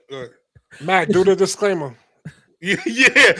These are all Coach Ed thoughts. I'm not sure what he's getting at. I love Bronx football. I think you guys are very competitive out there. I don't know if he's about to say that he wants you guys to be shut down, but we'll see. Coach Ed, further explain what you were saying about the 3 high schools in the Bronx that only have varsity programs at the moment. Yeah, please. Yeah. So my apologies. I only know really the Bronx schools that only have 3. No, they have varsity programs. But if there's schools in New York City that only have varsity programs and they are within distance of one another, why not just make that one football team of 60 kids instead of 3 teams of 25, right? Let's build football, right? You can't tell me that a 25-man roster team or a 20-man roster team gives better practice and better football than having a 60-man roster where you put all those kids together, and now you have a better opportunity to put kids in the right place. Kids have more skilled kids around, some better coaching. You put all those staffs together. That, like, I don't think that's a bad thing. I'm not knocking those teams. I'm not saying they should be shut down. I'm just saying, why not combine them? Well, combine means shut down. But, okay. So you said go from 25 to 60, right? Varsity football team? He's saying, he's saying these teams only have varsity football, right? Like, and sometimes those guys have freshmen up on the varsity. I get what you're saying. Right? You might be able to have a JV and a varsity team now because you have more kids to work with. And you can split that into 2 teams of 30 rather than... I get what you're saying. Like, that's all I'm saying, Mac. It's not going into high school straight to varsity. It don't work like that. He basically on the development side of everything. Like right now, thank you. E. You see what I'm from? If you want to be developed, Coach Ed is the guy. I mean, that's what you want to do. Freshman. So, guys are naming schools. I don't think Ed is talking about JFK, or maybe he is. But guys are naming schools that are catching strays in the comments. I'm not sure. That's not me though. No, I wasn't talking about that. And yes, skits again. Yonkers does it correct. Yeah, Yonkers has that program. They got the Braves in the Force, where they combine 4 high schools, and they used to have separate teams for every high school. That wasn't working. They've combined those schools. They did, for real? Yes. Yeah. They have 2 teams now, made up of 4 high schools each. 2 teams as 2 levels, or yeah. Oh, okay. Yeah. The Yonkers Braves and Yonkers Force is now 1 team. Correct. No. So Yonkers combined 4 different schools, so 2 and 2 on each side. Braves is 2 other high schools, and Force is 2 other high schools. I know Braves is Force is the Force is the Roosevelt and some other school. I don't yes. Oh, yeah, okay, I get it. It's 4 schools and 2. There's 8 schools in Yonkers, 8 high schools. They split Yonkers up so 4 schools feed 1 program and another 4 schools feed another program. Oh, okay. So there's only 2 football programs. There used to be a bunch more. Now there's only 2. Okay, well, wait, we have context here. Pete, thank you. So Yonkers Fire Department came in and I guess sanctioned 2 of the schools. No. That's what Pete is saying. No. The Force is named the Force because it's the police department, right? The police force. The Brave is named the Brave because of the fire department. They got their colors. I just said that. No. You said they sanctioned. That's something different. Well, they stepped in. No, they stepped in and made the 2 high schools 1 program. Correct? Yeah, he's saying it's 4 schools, and 2 and 2. It's more than 2 schools in each program. It's more than 2. He just said Yonkers. I understand what he said. I'm just telling you that it's more than 2. Mr. Thompson, you're from Yonkers. Tell him what it is, man. Go ahead. He gonna write it out for y'all. He gonna spill all the beans. Well, Pete just said they both sponsor the programs. I believe. Why you left that part out? The I believe part. Well, I believe he believes. I didn't think I had to say that. I believe that. I believe means that what he said wasn't. You know what? Let me go. Just in the names. Yeah. Oh, PSL tried it with the Harlem Hellfighters. I never heard it. What was his name? Ferguson, right? Duke Ferguson, back in the days, man. Rudy, way to take it back. Duke Ferguson was doing that. Duke Ferguson, one of the first guys to take New York City kids out of state to camps. He was getting kids offered, and he wasn't winning no games at first. He was the one that started that neighborhood program. Thompson said the Board of Education fully funds both teams, though. Yeah. It's just in the names, like Coach Ed said. Thank you, Mr. Thompson, for clarifying what I said to be correct as usual. I want to go back. I saw a comment. It said that you could do this the same way you break up a high school. Like you have 4 different high schools in one building. You could put 4 high schools into one team. I mean, New York City's already doing that. Yeah, right. It's already doing that. It's not shutting down programs though. It's doing it for programs who don't offer the sport. That's what's going on. Okay, well, some schools won't offer the sport anymore. Right? Like that's what it is. The 3 schools in the Bronx. Or in Queens, or in Brooklyn, Oh. or in Staten Island. Good try. Good try. Good try. Slippery, slippery like a gato, baby. Good try. Good try, though, Matt. Good try. Good try. This is Like, good try. can it be done? Yes. How? We don't know. But you Yeah. also have to go off the blueprint of what Yonkers did. I'm thinking Ed is probably on that side of things. Like it can be done because we got so many kids in New York City to where a lot of them don't play football. And there's so many Pop Warner teams and AYF teams and things of that nature. It's these kids are going from eighth grade straight to varsity with some schools not having a freshman or a JV team. Mm. So the development side is CKH said in Buffalo, Bennett, East Middle Early College, and Olmsted are one team. This is done. This isn't a crazy idea. it's not. Who This said is it was done. a crazy idea? East Harlem Pride is doing it. They're 5 high schools in one. Playing football together. This. You know what? I'm gonna start a petition. Who said it was a crazy idea, Ed? Nobody. I said it. That's the problem. I get it. Lyle, this whole segment is because you brought the question up about how can we make New York City football better. I think one is condensing the teams in the public school league, condensing the teams that are being offered so that the quality possibly could rise. I don't want to say that's the case, but yes, the blueprint is there. I think that's one thing, and I think getting Mac to believe in the trench play is going to help New York City football as well. No, I believe in it. I believe that the trench play needs work. I don't want to sound like I don't believe that trench play needs work. So in those programs, who took over the program? They had a whole new hiring for a head coach. Oh, okay. So the old head coaches of the programs all got to apply for the job and interview, and then they hired head coaches. Oh, guys wouldn't like that. Why? It was just a guess. I didn't realize I said that out loud. That's supposed to be in my head. All right. Well, just to jump back to 7-on-7, just jump back to tonight's actual topic. Again, is 7-on-7, is it exposure or is it something else? And if it's exposure, is that real exposure or is that simulated exposure? Mac, what you think? It's real exposure. And we're gonna see in about the next month or two. Hopefully we can get some content when we go to this tournament down in Texas, down in Florida. Let me know how it is. No, we're going. Me, you and Tuck. Just make a weekend out of it. You know what I'm saying? And just kind of take it in and see what's going on. I think we should. You got a sponsor? What you mean? So, as far as what? So with that said, if anyone wants to sponsor After the Snap live in Texas, right, for the 7-on-7, you can do so by texting me at DM me. I got you. Yeah, I mean, I'll just hit our producer, Dre, Sage Media Solutions. Dre handles all that. We're trying to take a flight to Texas. What tournament y'all trying to go to? You know, so I'm trying to tell Ed, maybe like a battle tournament. I gotta see what they have coming up. Hey, Adam's crazy, man. Adam said they're doing it right now. Kids only go to about 4 high schools. Next month, no, OT7 in Dallas. OT7. We were just talking about OT7, right, Ed? You said in Dallas? Yep. Yo.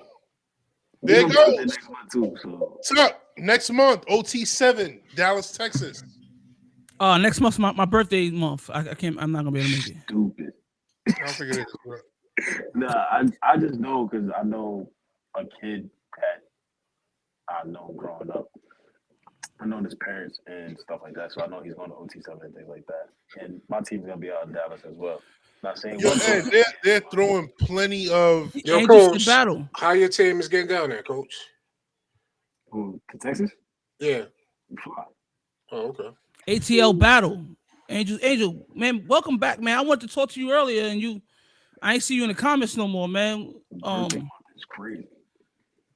Well, Angel, we're gonna have a interview. I don't know how we're gonna do me live, you texting, and then we're gonna get you up on the show another time. But Angel, what do you think about youth 7-on-7s, 8U, 10U? 12U had a Zoom with my kids. Man, Angel don't stop working. I tell you that, boy. Man. That boy work, man. Angel works. What do you think about you 7-on-7, Angel? You talking about like 6U, 7U? Yeah, about where the kids throwing the ball 5 yards. Is that worth it? What do you think? That's considered flag, right? Don't minimize it. That's You said considered flag. You said when a kid throws a ball 5 yards. I'm pretty sure, and Angel can probably confirm this. The kids are definitely throwing the ball more than 5 yards. Angel, thank you for your opinion there. 13U and up, it gets real. I appreciate that. I appreciate your thoughts on that. And I know coming from a guy that's knee deep in the ankle deep in the youth culture, you kind of understand what really needs to happen there. And so I appreciate that insight. To attest to that 13U and up and get real, I want you to see, like, Mac can attest to this too. You can see the difference in between the 14U play, the 15U play, and a 18U play. You see a difference in intensity and the type of play that's being played. Like, everybody's doing the same thing. Yes, everybody's running routes and stuff like that. Everybody's covering. But you also see the different ability to do it at each level. Yeah, I don't think, and I think the disconnect, I think the disconnect that we're having right now is that Ed hasn't really seen. And you know what I'm saying? He hasn't really seen like this form of football played on a certain level. Yeah. When I say this wrong, I mean 7-on-7. You made a face. So this 7-on-7. I've seen high school teams with multiple Division I kids on to play 7-on-7. Like, I don't understand, how's that any different? Really? Who? Really? Who they played against? Hold on. I just want to know who you've seen. This is we're getting somewhere now. Who have you seen? What Angel just said though is facts. What did he say? He said wide receivers don't even know how to run a proper route tree. One thing I did notice about that, to attest to that, a lot of players, well, not players, a lot of coaches do have different route tree numbers and things like that. Like, I know for a fact, when I look at a certain route tree, I told a kid number 3. He was like, "What's that?" I was like, "A comeback." Dude was like, "Yo, I got told a 3 was a 5-yard out." So everybody has different technique abilities and different wording and language and stuff like that. So the whole proper route thing, he has a point. Mac, Lau would like you to re-ask your question so that I can answer it. I forgot what you asked. Who have you seen? What high school? You say you've seen a high school with multiple Division I kids play 7-on-7 in person. In person, yeah. Yes, I've seen that. Who? No. The first word was who? Oh, yeah. My son's high school. He had 1, 2. What high school was that? I'm sorry. 1, 2, 3, including himself.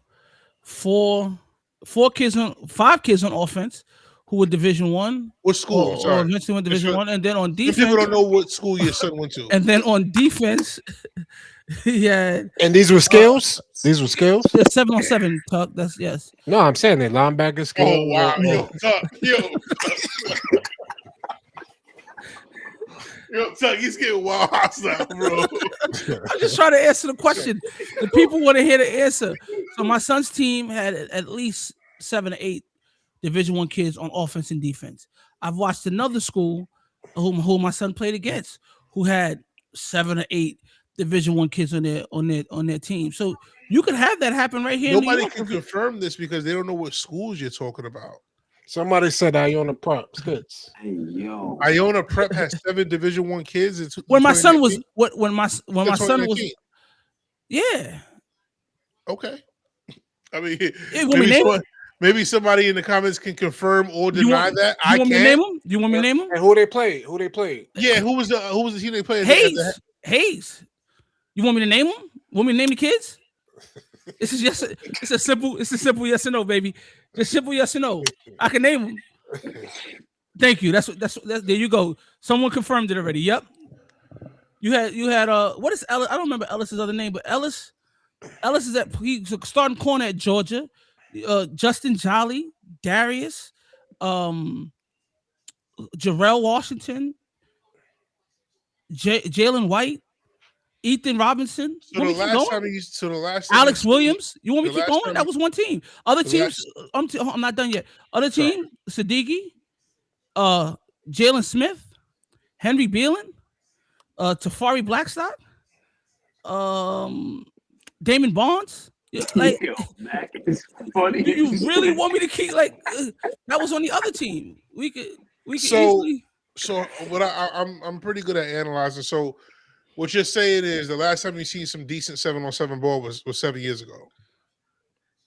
No, that's when I just named an abundance of Division One kids. I can go back to the 2023.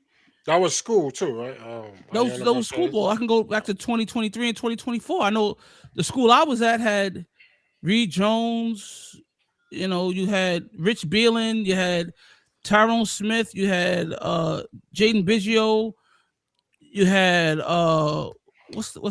we had at least 6 or 7 scholarship athletes on that team who were playing 7-on-7 at least. And that's just because I can't remember off the top of my head. Like, there's skilled kids in New York that play 7-on-7 with their high schools that doing well. I believe you. Thank you. Yeah. Angel said they got killed. Wait. It all depends on who you play. Angel, Who got killed? I don't know what Angel's talking about. Though that's the team I just named. The team I just named had multiple guys go to the NFL. Probably got killed in the 77. Both those that team had multiple guys go to the NFL, have tryouts with teams, been in camps. We won't talk about that. That was, but yeah, maybe you're right, Mac. Maybe is the skill difference. They had an abundance of skills back then. It's been 2 hours, man. I don't know about you guys, but I'm tired of being attacked tonight. I'm gonna need to regroup, refresh and reset. I appreciate that. You guys just no homo came at me all night. Yeah, I might get fined for that. Jesus Christ. Jesus Christ. Guys, any last words? Mac, we'll save you for last. Let's Tuck, any last words on the 7-on-7? Does it help or hurt? It helps. Thank you. That's all I gotta say. It helps. Okay. Coach E, Kingdom Way. Helps or hurt? 7-on-7. Helps. All right, great. Hey, Lyle, it's not my fault you showed up an hour late, bro. It's not my fault you showed up an hour late. Hey, Mac, your question's gonna be a little different, man. Trenches or skill play? What's gonna help New York City be better? Trenches. So the comments not gonna go crazy on that? He just changed it. Comments not gonna go crazy on that? Yo, that's. I never said otherwise. When the question was asked before, I said quarterbacks. I know. And the comments agreed. The comments agreed. The comments agreed. All right. I hear you, man. Look, the reality is this. 7-on-7 isn't going anywhere, right? It's part of the modern football landscape now. It develops time in between quarterbacks and receivers, as you guys have said. It gives kids opportunities to compete in the offseason, right? And for some players, it opened doors that they might not have had open before for them. But we also have to be honest about the other side of it. Football was built on physicality. We didn't even talk about the fact that 7-on-7 guys aren't blocking. It's built on discipline and accountability. 11 guys doing their job when it's cold, when it's raining, when nobody's watching. 7-on-7 doesn't teach everything that Friday nights and Saturday afternoons demand. So maybe the real answer isn't that 7-on-7 is good or that it's bad. Maybe the real answer is it creates balance. You use 7-on-7 to sharpen skill, but you never let it replace the culture, the toughness, and the team identity that make high school football what it is. Because at the end of the day, Instagram highlights don't win championships. Teams do. And Fridays and Saturdays still matter. And that's my take. And I want to hear yours in the comments on the reels, right? Drop your thoughts in the comments and on our reels. And if you enjoyed this conversation, make sure you like, subscribe, and you share this episode. This has been After the Snap. where we are playing the game off the field. Good night, everyone. After the snap, where the city talks back, talk the game off the field with Tuck and Mac. First we break it down, then we'll build it back. From uptown to the bridge, we dissecting the gaps. From the whistle to the chats, we don't fumble the facts. If it's happening in the 5, then it's after the snap. Go!